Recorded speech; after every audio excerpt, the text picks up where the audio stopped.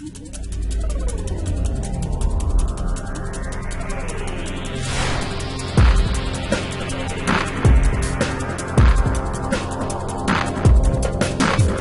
Dynamics.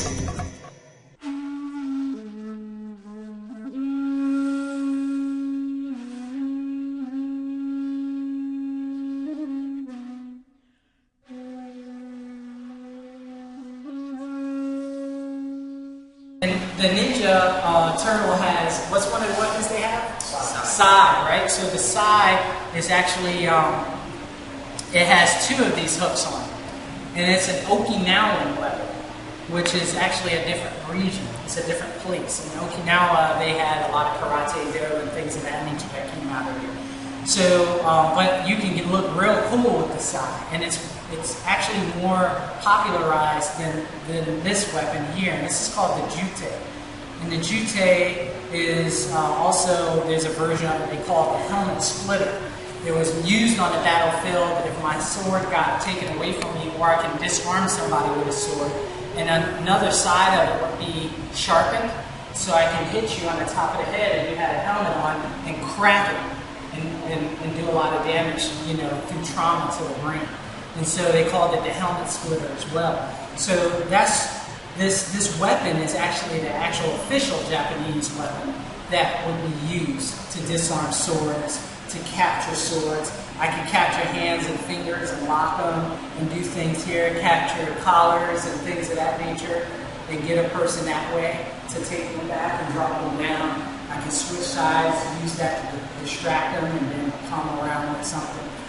So this was the official weapon. So the thought is, and nobody can actually trace down the actual moment in time that it happened, was that maybe some producers saw some ninja people somewhere using this in a demonstration and said, oh, look, that's the side thing that those guys are using. Oh yeah, well, let's put it in the movie, you know? And so now the Jute became the side.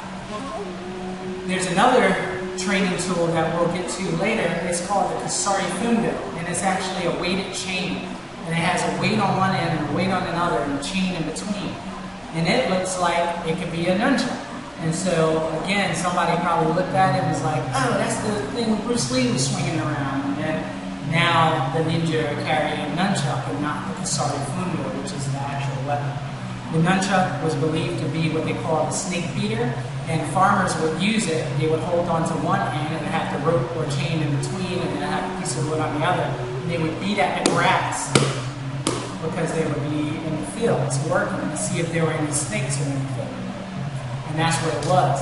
But then the ruling class at the time prohibited the peasants and farmers from having weapons. So the farmers and peasants had to turn their tools into weapons.